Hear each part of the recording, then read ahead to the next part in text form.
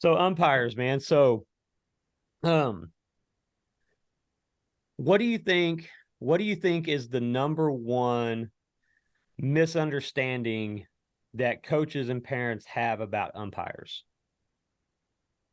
I think the most misunderstood thing or just looked at wrong, especially in the youth game, is that whether they're paid or even if they're volunteering, these guys or men or women should be getting 100% of these calls correct. And because of that, forgetting the human nature piece, and as athletes we make mistakes, as coaches we make mistakes, as parents, we all know that we make mistakes, and then expecting and almost demanding sometimes that person standing behind the catcher or even out on the bases is supposed to get every call correct is is unfortunate. And with that, we've talked a lot about emotions before, adult emotions. The emotions that come with that are hard to watch, and then the kids feed off the adult emotions, and it just becomes a big mess from there. Yeah, I I have seen games go complete become completely unraveled over calls, Hmm. especially balls and strike calls, where a team's just thinking they're getting hosed. They think they are getting cheated. And so they just start chirping, they just start talking, and next thing one of the things that ends up happening on that is that negative energy feeds over into the dugout, and then next thing you know, your Hmm. whole team is in an uproar over every little thing that could or doesn't go their way. And and like you said, it's emotion. But the question I have is with the coming of electronic umpiring, which it's coming, whether people like it or dislike it. I'm not saying whether I like it or don't. I'm just posing the question, um, to talk through it. Is Do you think that electronic umpiring and using technology that way, do you think that that's going to take the game in a negative direction or a positive direction or both? Do you think there's pros and cons to it? I would say there's pros and cons. I think it will, I've seen some video of how it's been used in the minor leagues, and it seems pretty seamless. There's a buddy who's a AAA pitching coach, and I've asked him specifically about this question because they're using it there, and he said it's super seamless, and they haven't had many issues, if any at all. Um, I think with where all the other sports are going with instant replay, all the probably the worst thing for, I wouldn't say worse, but what led to a lot of this was that K zone that is on the TV whenever we watch games. And we can see, obviously, depending on how accurate that K zone is, wherever they put that imaginary box, um, we can see all the misses that happen. Right. Whether it's balls called strikes or strikes called balls, we see all of them. And, it is, I don't know. It is what it is. That human nature, we want everything to be fair and correct, and we have such a hard time when we feel it's not. And then again, will 100% there will still be people that want to say that the electronic strike zone is incorrect. There will always be Right. naysayers and people who want to complain all the time about something. That will never change. And there's even players and coaches that are like that 100%. And to go back, you made a comment, or I don't remember exactly what it was, but it's contagious. Once somebody starts complaining, whether it's, say, the leader on a team, your four-hole hitter, one-hole hitter feels like they got screwed on a couple calls, they come in the dugout, they start complaining. Next thing you know, the whole team is so aware of every call that's being made that is borderline, they think it's always incorrect. Right. And then from there, things go, like you said, things can go south really quick. And you need, there needs to be, in my opinion, there needs to be, especially in the youth game, some standards and culture established very quickly that it is what it is. You know, the umpires are going to miss calls that hurt us, and they're also going to miss calls that help us. And we tend to ignore and just move past really quickly when those mistakes help us. But we become a big hot mess when we feel that oh my God, all the missed calls are against us. You know, I learned the hard way as a player. I would ask my catchers, you know, where was that pitch really at? And when I started realizing, like, I'm not, these pitches aren't really where I thought they were. You Right. know, I thought the pitch was on the black, you know, or I thought that pitch was, you know, height wise should have been called a strike. But, you know, I'd ask these guys and, you know, they're being honest with me. And like, man, I started to realize like my view of what I'm thinking is a strike, I'm wrong more often than not. You know, That's a good point. I'm That's not throwing the pitches where I actually think I am. And then you go back and look at, you know, now I'm sure there's guys are biting their tongue all the time when they go back, you know, they just struck out on strike three and they're complaining about it. And we can see on the TV that it's a strike. And then they go back in the clubhouse and like, oh, okay, it actually was a strike. I wonder how often those guys go up and apologize to the umpires, you know, for I'm sure not much. I'm sure a lot of it yeah, is ego. It's still not a strike, yeah, even yeah, though it's proven that it is, in the mind, it's that I still don't believe that's a strike, because yeah, yeah. you said something a while ago, and we talked about it a little bit on one of your threads. If they do go to the electronic umpiring, some of the curveballs that are going to get called Mm-hmm. strikes are going to shock people. Yep, That imaginary box, some of those that are catching some of that box, but where it ends up when it gets to the catcher is going to yep, blow people's minds, yeah. and people are not going to like that. That they're not going to like The it. hitters aren't either. Yeah, the hitters aren't. No, I mean, they're going to hate it. you take a Kershaw, he's not playing anymore, but a Barry Zito Zito, ish, you know, type curveball. I mean, that thing, if it's crossing anywhere over the plate at the bottom of the zone, but the catcher's, you know, sitting 4-ish feet behind the plate, 4 or 5 feet. I mean, they're catching that almost off the ground. ground. And It's going to be, that's going to be a strike.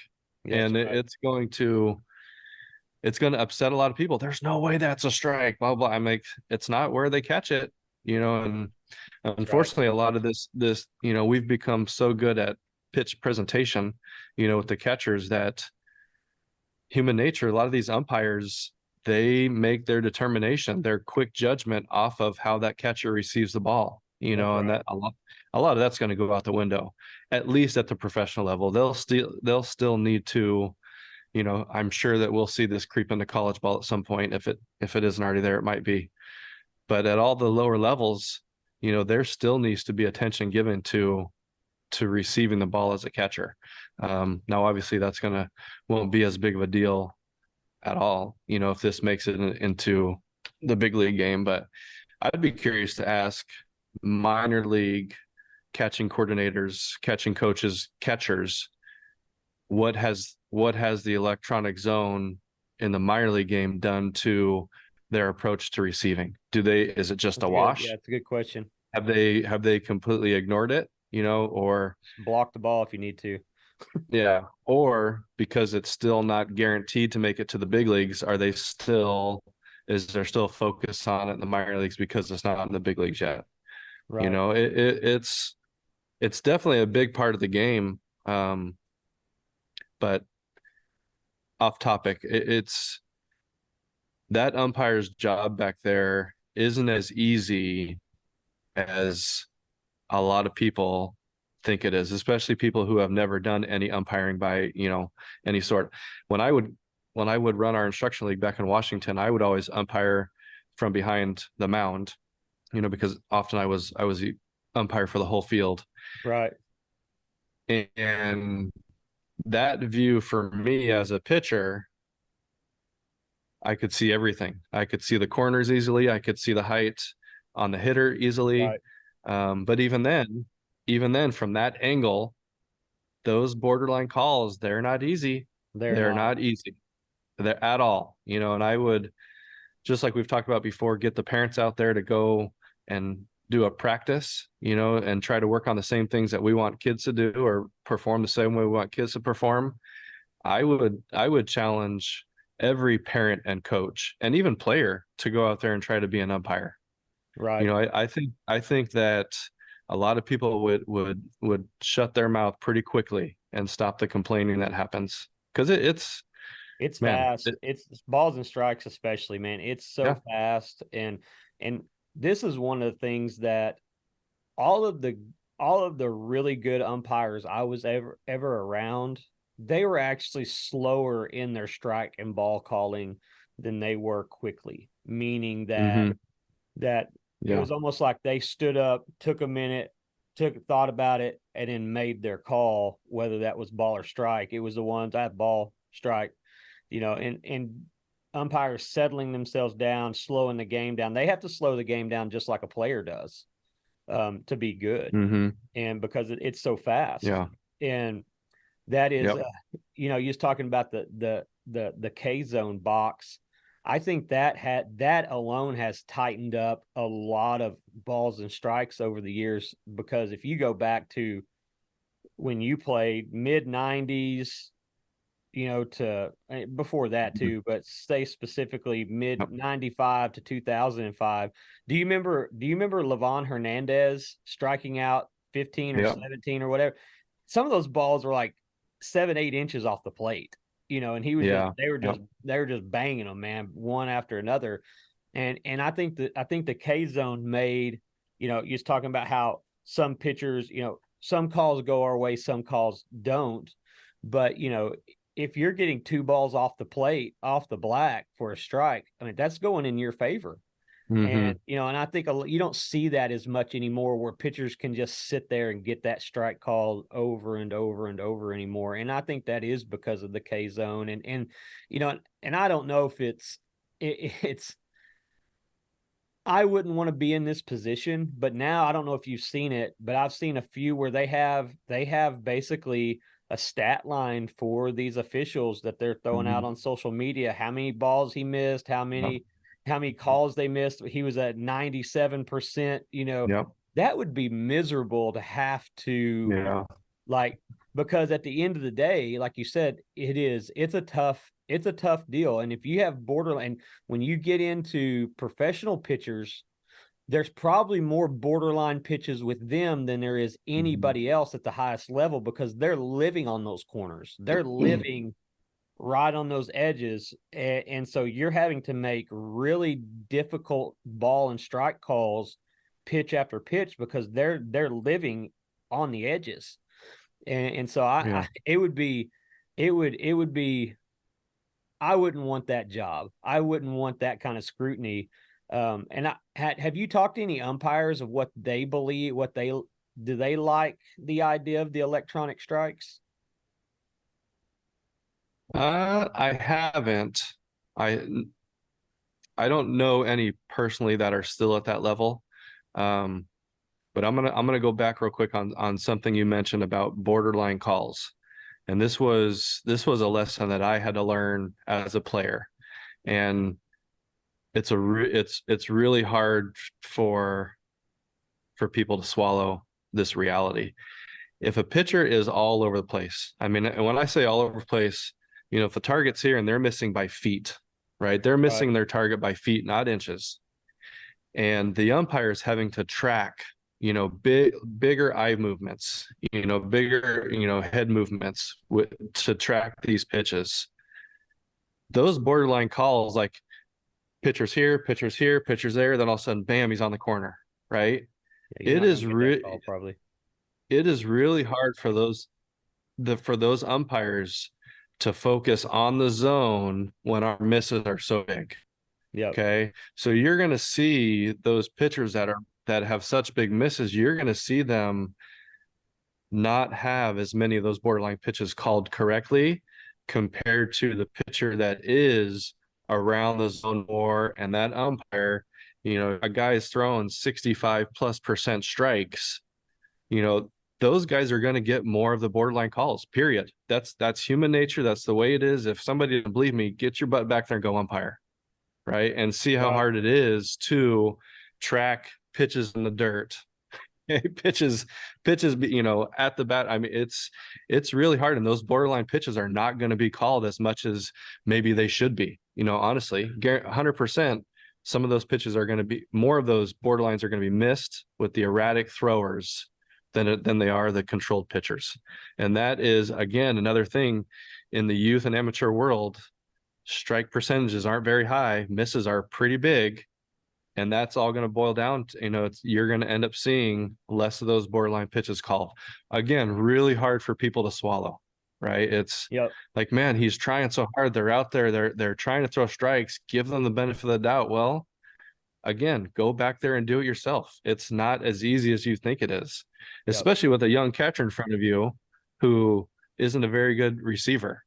That And happens a and the lot. umpires having to dodge, you know, these pitches that they think they're Yep. going to get hit with. It's yeah, it's hard to watch sometimes the expectations that players and parents and amateur youth coaches expect from these men and women standing behind the plate. It's uh it's not an easy job by any means. What do you think constitutes a good official? Because I have an idea of what I think. Like if I watch a game and I'm like, you know what, that crew did a good job. What do you in your mind, what's that look like, or what does that mean to you? Well, the number one thing is consistency. Be if your zone, it is what it is, be consistent with the zone. Um, Number two, on close plays, if someone questions it, don't automatically get, defensive about it. And again, remember too, these umpires go out there and usually they're enemy number one right from the get-go. They step on the field. Yep.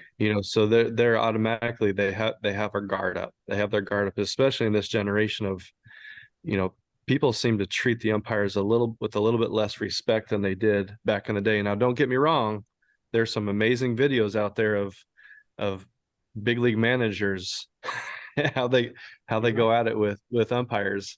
Yeah. Um, but especially the disrespect that umpires get from kids, Yeah, and that that should not again, happen. they these kids see these guys do it on TV, and I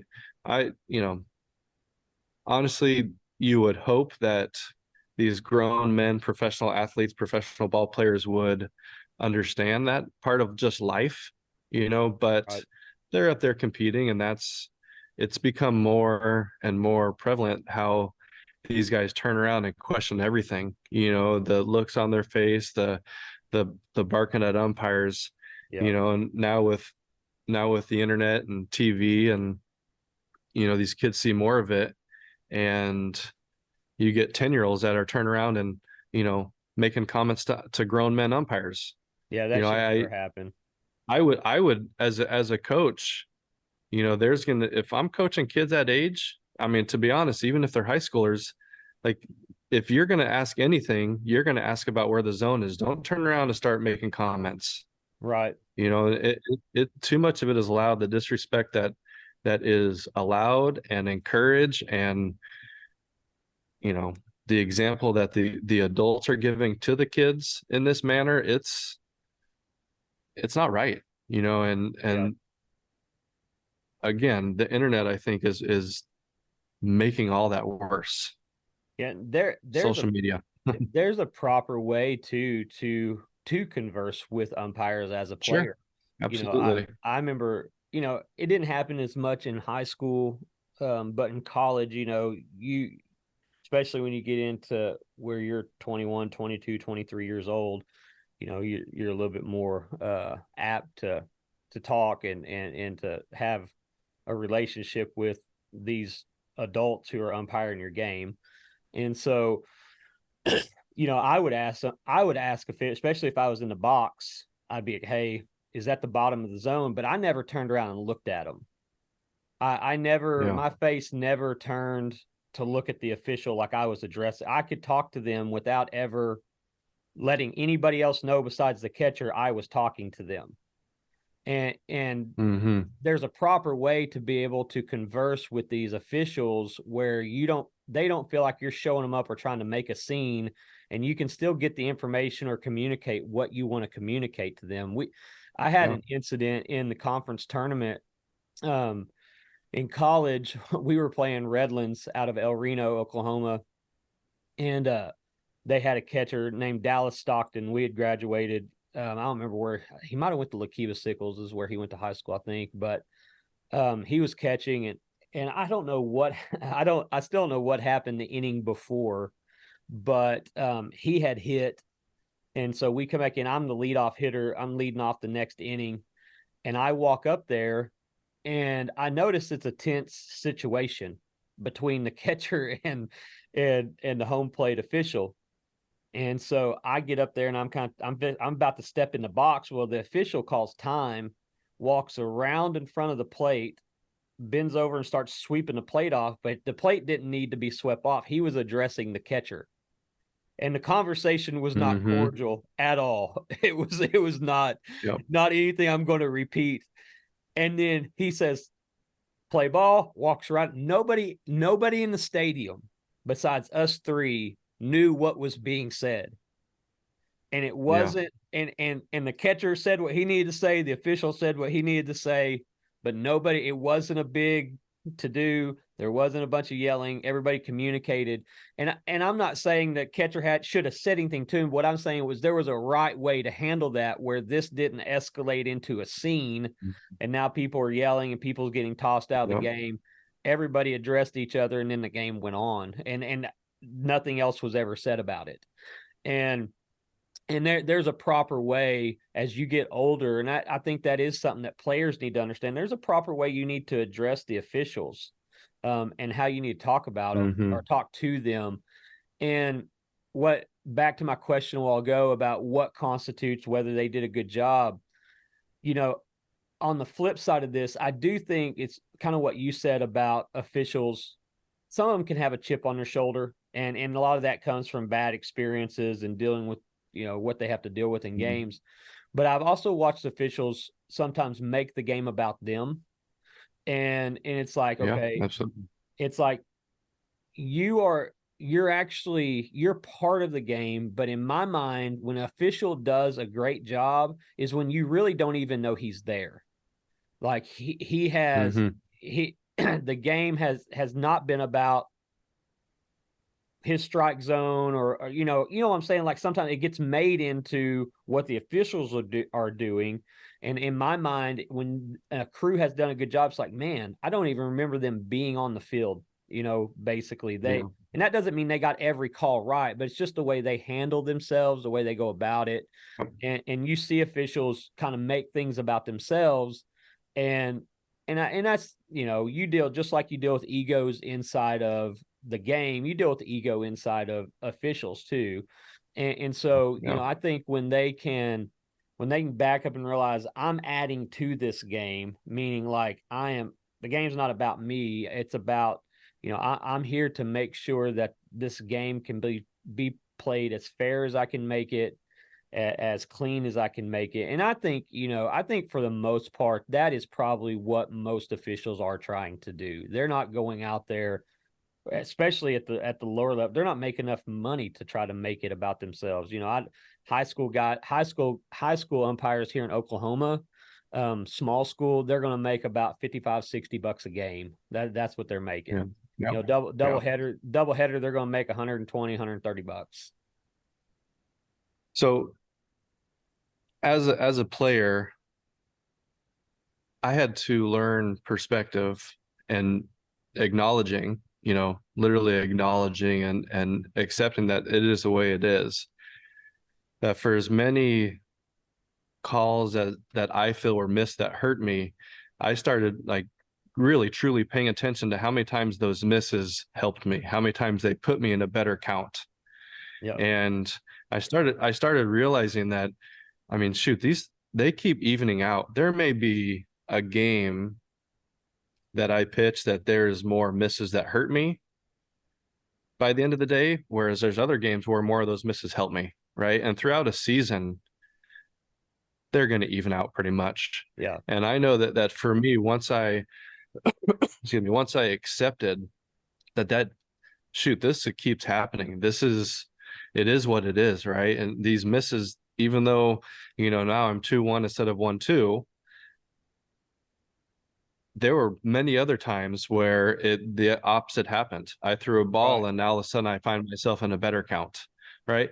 And we really, again, human nature, we tend to focus on those ones that hurt us, and I remember multiple times my Good mind point. being like walking around the mound fuming, like, man, it should be this count, or I just gave up a hit, and like, well, if I would have been on this count, if he would have made that right call, I'd be in this count and I would have thrown that pitch, right? And those sort of thoughts, they were messing with me, right? Those thoughts that I'm Yeah. allowing myself to have about, Good point. again, an uncontrollable. I have no control over what the umpire does just how I react. Yeah. Those thoughts were, I was hurting myself with those thoughts. And I think in my career, in my experience, once I truly recognized what was happening and stopped acting like it was the end of the world, that this guy is out to get me, that he's not calling anything right, my performance became more consistent. I stopped hanging on to the emotions of, thinking that everything is going against me. Right. Um, I even had one start. I was in Puerto Rico I think it was 2003 when our oldest was born. Had a start in Puerto Rico in winter ball, and the guy had a really hard night. I mean, he missed. I didn't last very long. I gave up a bunch of hits, but he also missed a bunch of calls. And I think I recall he missed at least like 7 calls. And I remember walking off the mound, and he literally walked towards me when I got taken out of the game, middle of the inning. He walked over and made a comment and like apologized to me. I was like, you know, in that moment, I'm in a bad place mentally. It wasn't a very good outing. Um, but again, it's just one of those experiences that I had that, like, man, these guys are human too. Just like I went out there and I Right. couldn't execute pitches, he didn't do a good job at executing his job.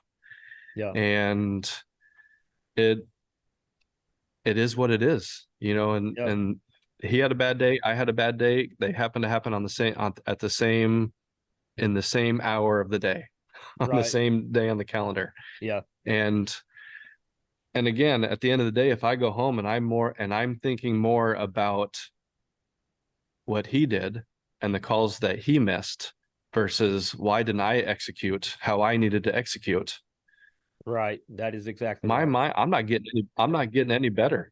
I'm not Right. getting any better. I'm going home and more focused on the things that I have zero control of, and not focused at all on everything I do have control of. Right. And Right. that sort of attitude of excuse making and blaming and lack of accountability, it is one of the biggest weaknesses that we see in the youth game, that we see in the high school game, and even as a player and as a coach in professional ball, we see it there too. I mean, it happens at all levels. Yep. And the players who do better with it are the players who, out there when they're on the field, they're able to work through difficult moments better, because they're not as emotional as those guys who think that the world's against them. No, you know, there's so many people that um I had this conversation with my daughter quite a bit because she's 14 and she will come off the field after an outing and say, well, they missed this call. And I think every pitcher, every player has felt like they were slighted or cheated or whatever, right? Mhm. And you said something a while Absolutely. ago, man, that is, and I have preached this to everybody I've ever coached that's pitched, and you typically, typically, when you have a lot of close missed calls, 9 times out of 10, it's because you're not around the plate. That that Yeah. that drives, and the point is it's on a lot of times it's on us more so than it's us owning our part of it too. And that's what I do with my daughter a lot, and I've done with all my players, to be like, well, you wasn't around the plate much either. Like you didn't make it easy on that guy or that woman to make calls. Mhm. And if you're around the plate, we probably get that call. You probably get that call if you're pounding that 8 out of 10 times and you're around that location, you probably get that call. But when you're all over the place and it's close, you're probably not going to get it. And we as Mhm. players and as coaches, as parents, we need to understand that aspect of it. That if you're not around the plate, you're probably not going to get borderline calls. You're probably just not. Yeah. And and Yep. and I really have preached that to my players over the years to understand that aspect of it and to understand that and Camden will come off and say, well, that umpire missed that call. But yeah, they probably did. They probably did. But you have to regroup and Mhm. go pitch to pitch and erase that and throw your next pitch. And it's Yeah. hard, like you said, when let's say you're struggling, you don't have your good stuff, and you're getting hit around a little bit, and then they miss some calls, and it's frustrating. But at the same time, it's aspect of the game, and that was one of the questions I wanted to ask you about the electronic stuff and get your thoughts on it because I'm friends with a couple of different big league guys on Facebook, and I won't say who this guy was, but um, he had posted this deal about not liking the electronic officiating, and uh, and basically I'd made a comment. I don't remember now exactly what it was, but they come back on there and was like, you know, the human element is just part of the game. It's just part of it. And so I know Mhm. there's a sect of people out there who are like, we don't like because they like the human element of sometimes they miss a call, but you have to overcome that. And so Mhm. as a competitor, specifically a pitcher, do you think a strike should always be a strike and a ball should always be a ball just so it's a fair competition? Does that make sense? Like, let's say you work hard, you Yeah. take a big league guy who's worked years and years and years, and now it's a 2-2 pitch, and they throw a strike and they call it a Mhm. ball, then and with electronic, it would have been a strike. Umpire calls the ball, next pitch, they hit it and lose a game. You know, do you think do you think that having human officials is just part of the game and that's the way the game should be played? Well, I think it's hard for our generation because that's the game that we grew up in. Um, Right. that's what we're used to. You know, everything in the world is changing, you know, even from how food is made, right? Everything is changing. And I think it's going to take a lot of the emotions out of the game, to be honest, or at least I hope it would. I hope it doesn't create problems within it. You know, I'm sure there's going to be some things that come about from this that we haven't even thought about now. Um, but I think that you're going to end up seeing less arguing. You'll see, at least again at the pro level, you should see less of the hitters turning around and asking the umpires, where was that pitch? Or where is that the bottom of the zone, like you said? Is that the edge of the zone? I think it's going to take out all that stuff. Um, you'd like to think that it's going to satisfy, I guess is the word, satisfy a lot of people, but we'll see. As a pitcher, again, I struggle with the earpieces going in the catchers and you know how Yeah. they're giving signs now. It's all about fair. Um, the game has definitely changed from when you and I, excuse me, we're growing up. And again, it is what it is. It's the evolution of it. Um, I think some of these changes that are happening bring on more problems, like that fight that happened last night between um, Tim Anderson and Oh yeah, Ramirez. Ramirez, right? Yeah. So like I haven't read anything. I don't know what brought that on, but I've seen that there's within hitters and, position guys, there's more sensitivity, to you can't touch me, you can't throw that pitch that close to me. That some of these rules, these new rules that have been brought on have, brought out some other stuff, like that sensitivity stuff. Yeah, that makes sense. Um, and so I'm sure that something will come from electronic strike zones that we haven't even thought about yet. And again, I'm a little more old school, like a lot of people are, and I say leave it alone, but that's not where the world's going. So Yeah, when they started talking about electronic strike zone years ago, and the moment they started using it at independent baseball, and then it went into the minor leagues, like you knew, it was just it's coming. inevitable. Yeah, it's coming. It's coming at some point. It's just a matter of when. So he's talking about the Anderson Ramirez fight. I read what Ramirez. This goes back to what you said about old school and just the way. So Ramirez says that Anderson has been disrespecting the game for a while now, and then I guess he tagged him Mm, twice, and I guess that was just enough to let him, get into it with him. But the thing that I thought was kind of funny about the whole deal was the official. He got in between them at yeah, first, and then he I saw realized that. I'm getting it. He just got him out from between them and just let him go at it. But for about 2 or 3 seconds, he's trying it, and he's like, "Ah, this is going down." So he just got out of the Yeah, way. He's like, "I'm not going to get yeah. punched." And so He was the boxing official. Yeah, the I thought ref. that was funny because he was in there for a minute and he's like, "Man, I'm not getting in the middle of this. I'm getting out." Hmm. Yeah, But I did but see something that was funny about the guy who came in and ran for Ramirez. That was his major league debut. really, It was, yeah. oh my gosh, Yeah, so that's his memory of his major league debut was pinch running for Ramirez after he got yeah. tossed for hitting Anderson. Well, there's a guy I saw that got his first big league strikeout on a pitch that hit the knob of the bat, I saw that. deflected, and the catcher caught it. It hit him in the groin area, and that's how he caught it. And then it went to review, and that was how he got his first big league strikeout.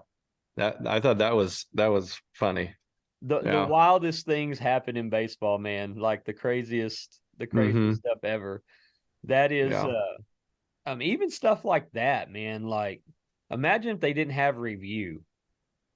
If they didn't have review Yeah. now, that guy, I mean, it's an out Hmm. technically, but how many officials are going to be able to catch that full, 95 miles an hour or whatever the pitch was, how quickly Yeah. that's happened and try to deduce and come to the conclusion that hit his bat, he caught it.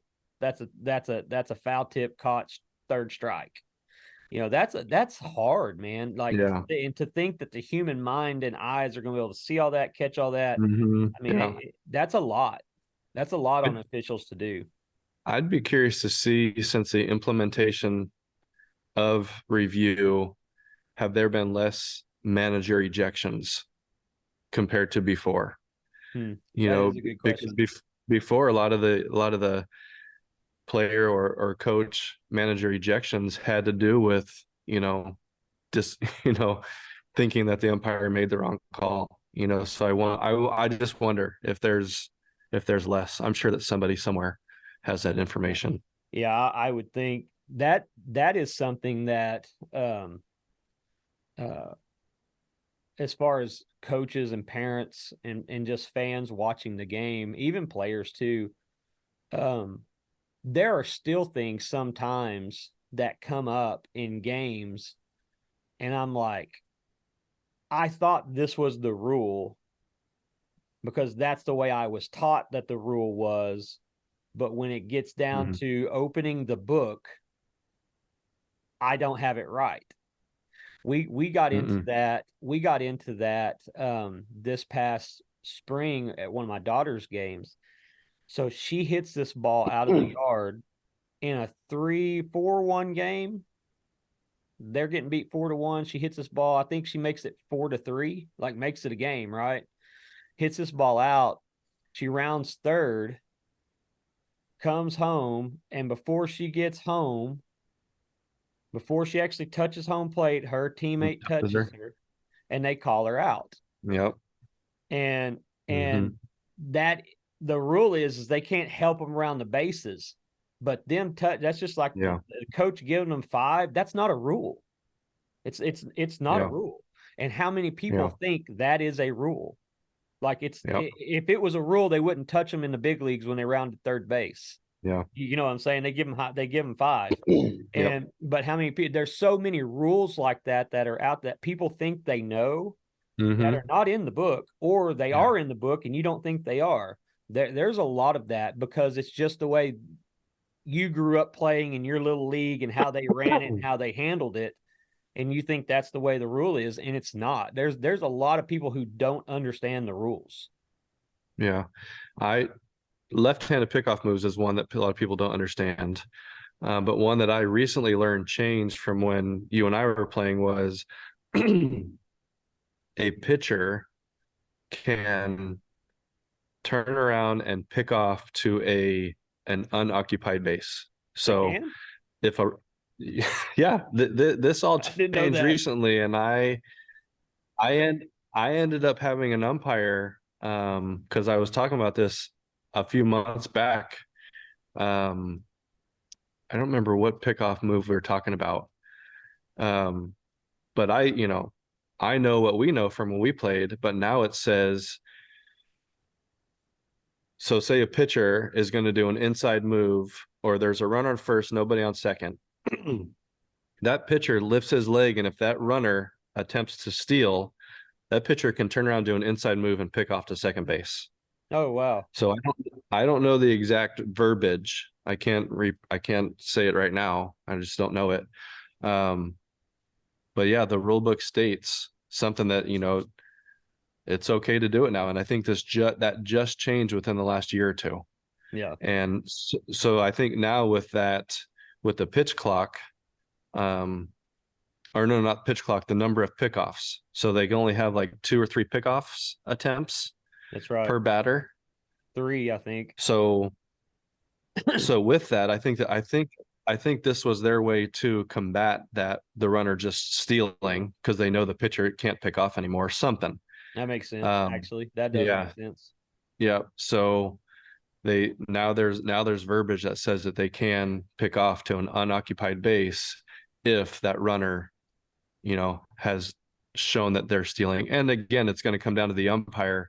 It's their judgment if that runner had actually committed to stealing. Like if they just did like a fake steal, right? If they took a few steps and they faked, like the umpire could say like, no, he wasn't. It wasn't an actual attempt to steal. And then if that pitcher wheeled and did an inside move, it'd be called a balk.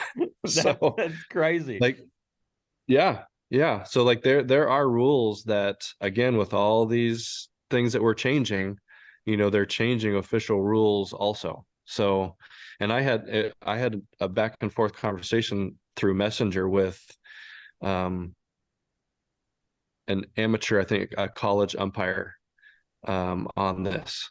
So I was like, all right. I mean, I learned something today. Something's changed in the world. Well, yeah, I didn't know that. I will say that I've always thought lefties got away with murder on their pick off the first, though. Yeah. That Well, well, the one big thing with the left-handed pickoff move is that people think if the knee, I think a lot of people say if the knee crosses or if the foot crosses the knee, then they have to pick or they have to throw home. But it's actually the pitching rubber. So the foot's got to get behind the rubber. the rubber, yeah. But a Yep, lot of people and umpires think it's the knee. So if their lift foot goes past their knee, then they got to throw home when it's actually has to go past the back of the rubber. yep. So, people are screaming bloody murder that everything's a balk. And then there's the whole, one of the funniest things that I read about balks is when someone does an inside move or they pick off, or especially an inside move, they say that the pitcher had committed to go home. As a pitcher, there's no way that I can commit to throw my pitch home and have energy moving towards home and then stop and turn around and do an inside move to second base. Right. It's physically impossible. And Yeah. I crack up every time I see those comments. Like it's again, these are people who saying these comments that just never pitched, Right. right? And there's also like little things with a left-handed pickoff move.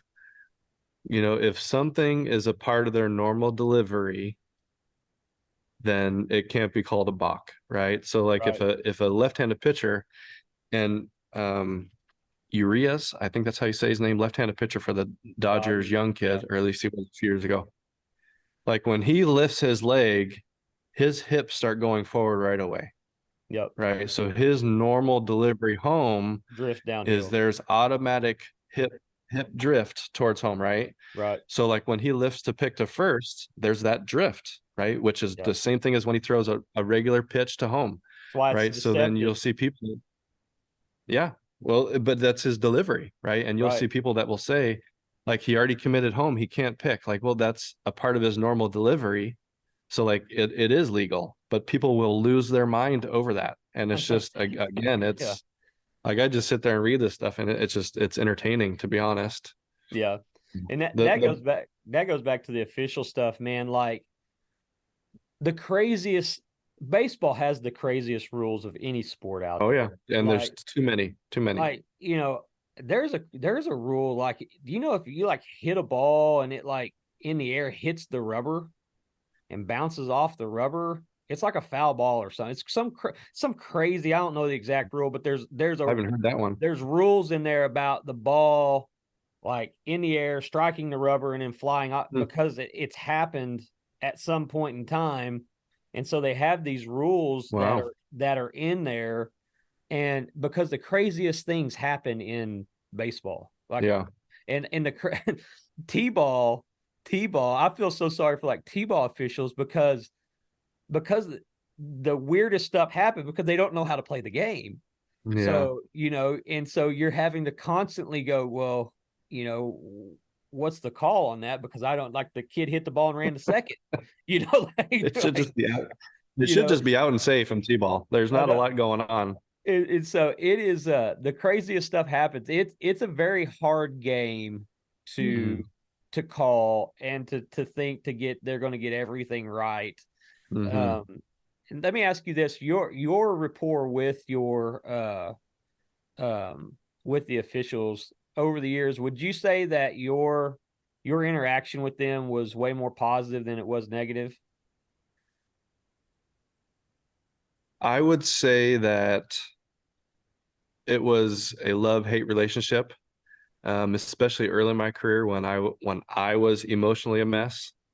Um, I remember one time I think I was in A ball getting ejected out of a game. After I got taken out of the game, walking to the dugout, chirping at the umpire, he tossed me. Um, but then later in my career, when my head was on a little bit more straight, and I just had learned more about myself and how to pitch. I ended up being a guy that I love to work quick. Anytime I went out there, my goal was to get a game done, 9 innings done in less than 2 hours. We did it once. Right. That's just how hard it is. Um, but that was what I found worked for me, was to work quick. All right. Yeah. And one thing that I learned over the years was umpires love quick workers, and because of that, um, they were more friendly to me. I got a little Yeah. bit more benefit of the doubt because I just naturally worked quicker.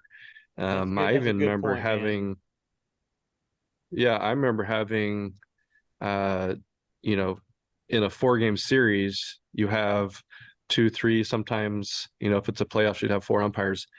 They're rotating, and I remember you would see the same crews over and over throughout a season, Yeah.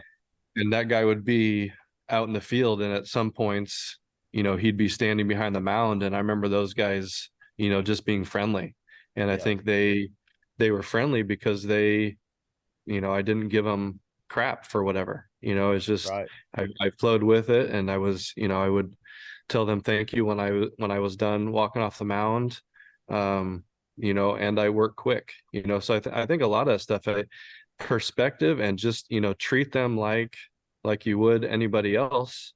um that you're going to get the benefit of the doubt probably more often than if you are an idiot, to be honest, right? Right. And that's that's what a lot of, I mean, it's how a lot of people treat umpires, and it's that rapport is vital. And again, that comes down to leadership and how the coaches, you know, treat the umpires. How, and again, you're creating culture, all that stuff. Yeah. It all goes hand in hand. Um, but I I think the was biggest thing is you cannot forget they're human. Yeah, that being relational on the field will always help you. It won't. It'll help you if you can be relational Yeah. and Yep. and to have a rapport and handle yourself well. When you was talking, it made me think we were playing when I was at Southeastern. I don't remember who we was playing. We was playing South Arc or somebody, and we was at home. And my first at bat, this ball was up, and I don't know if the official thought I was being a smart aleck or what, because I really it was up, and I just asked, "Is at the top of it?" And he goes, "I don't know." That's what he told me. I said, "I don't know." Like, what? I was like, "I'm just asking." Like, I Yeah. just got back in the box and hit, and I don't know. Yeah. Like, well, it's your zone, man. Like, Yeah. and so, but for the most part, most of all of them that I ever, got, and I played first base, so I was in a sense like the catcher. I was constantly talking, you know, Hmm. to that guy. If I could build a rapport, I thought maybe it would help me get something in the, maybe I Yeah. could get a call. But Yeah. It does. And a lot of those guys, they feel all the eyes on them. They hear all the comments in the dugout. yeah, And if you show some respect and you treat them right, they're going to remember that they 100%. will. They will. We all do. We remember the people that have those comments to make, and they remember people that treated you with respect. You Yeah. saying that a while ago, man, was so good about working fast. And if you get up there and you're there to do your job and you're working quick as you can, you're getting the ball and you get into a rhythm, the umpire can get into a rhythm with you also. Yeah. And Absolutely. that Absolutely. is working quick can help you get calls. It just can. What? That's a really good point that young Yeah. players need to understand, that if you get the ball, get right back up on the mound, get going, that umpire is really going to appreciate that. Yeah. Whenever we talk about tempo, whether I'm talking to an individual or to a team, whenever we talk about tempo, pace of the game, how we work as pitchers and catchers, that umpire piece is always a part of that conversation. Like Yeah, it it's has to it's be. not talked about enough. It's not thought about, but it may be even one of the biggest pieces to working quick. I mean, I'm a baseball guy. I love watching baseball, but there's nothing worse than a slow game. Nothing. Yeah. Slow baseball. I went and saw a youth game recently, a few months ago, and it was like 5 minutes between innings. I was like, what am I watching? Yeah. Everybody walked off the field, everybody walked on the field. Catcher was the last one out of the dugout, walked out to behind home plate. Yeah. I was like, what is going on? But again, the coaches and everybody allowed it. Like They this allowed is, it. yeah. I'm like, that's this. These kids get to high school, they're going to be in for a rude awakening if they try to handle themselves like that in front of high school coaches. No, yeah, they can't. That Doc, Mm-mm. our on our first podcast, I mean, that was part of one of the things that we had to learn in high school. We actually learned at junior high with Coach Bowen, was we had to put our hat and our glove together, and we practiced coming on and off the field. That we had a Yeah. part of our practice was how to take the field and how to come off the field. Yeah. Yeah. And the first baseman better have a ball in his glove. The catcher stuff better be where he can find it. You know what I'm saying? Yeah. It's just the way you went about it, and it's Yep. the way he expected us. And you didn't you sprinted. I mean, you had a good clip. You come off the. Luckily, I played third base, so I only had to run about 20 feet. So, Yeah. but Yeah. that, but but that part of it with officials, it's they appreciate that too. Is there Absolutely. anything else specifically you want to talk about officials?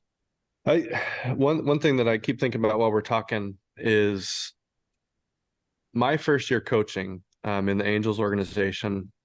I was still pretty fresh off of being a player. I think I had one season where I wasn't in pro ball, and then that next year I was coaching. And I look back and I think about it, and it's kind of embarrassing a little bit and disappointing in myself was I coached too much with the player mindset, right? Whereas when the game was going on, how I behaved, the comments I made, how I talked to my pitchers on my staff, the players, how I talked about the umpires. I look back on it now and what a horrible example I was giving my players on on the game and on how to compete and how to be in the best place mentally to go out there and perform.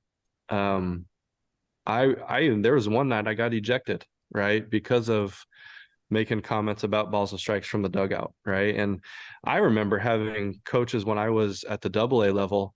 I was like, man, why our head coach, he like never sticks up for us, right? We feel like this umpire's missing calls and he never makes any comments. Now looking back on it, he he understood the effect and the importance of him being stoic in those moments versus being on the other side and losing his cool and complaining about everything and how that would affect us as players, Right. right? So how our coaches, how we as coaches handle what we perceive to be missed calls or wrong calls or whatever, our players will very quickly grab onto those emotions and act the same way. Absolutely. Absolutely. So that is again one part of you see parents and in the youth world, amateur world, you see parents and coaches that lose their mind. They cannot get over how bad the umpires are, blah blah blah. And then all of a sudden their kids are a complaining, whining mess themselves. And we know where it comes from. Any of us, anybody that has experience in this game knows why those kids are like that. Right. And all you have to do is look to the adults and you know why they're like that. So I think for me, that was a lesson that I had to learn going from playing to coaching was how my actions affect my players Right. and how now I had to learn how to be stoic as a player. Now I have to learn how to be stoic as a coach too. And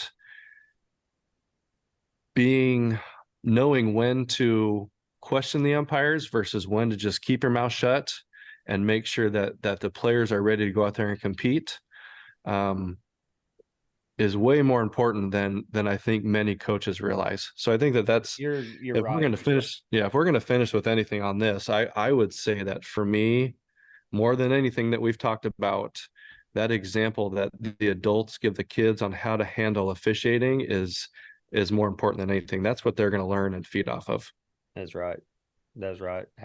How you handle yourself on that field will always your body language. People talk about all the time about how your body language. Let's say you're a pitcher, your body language on the mound or in the circle, but also your Mm-hmm. body language towards those officials matters. Your Mm-hmm. presence, your energy, how you're if going and approaching them, going, listen, I know you're doing the best you can do. I have a question about that.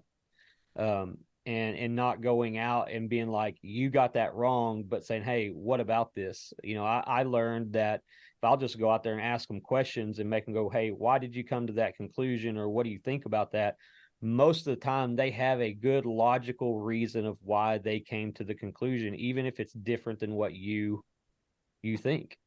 And that Yeah. is and going approaching them that way disarms the situation, and 9 times out of 10 you're more Mm-hmm. apt to get what you want from them than you are when you go out there and it's combative from the get-go. And that's been my experience. Yeah. Yeah. Yeah.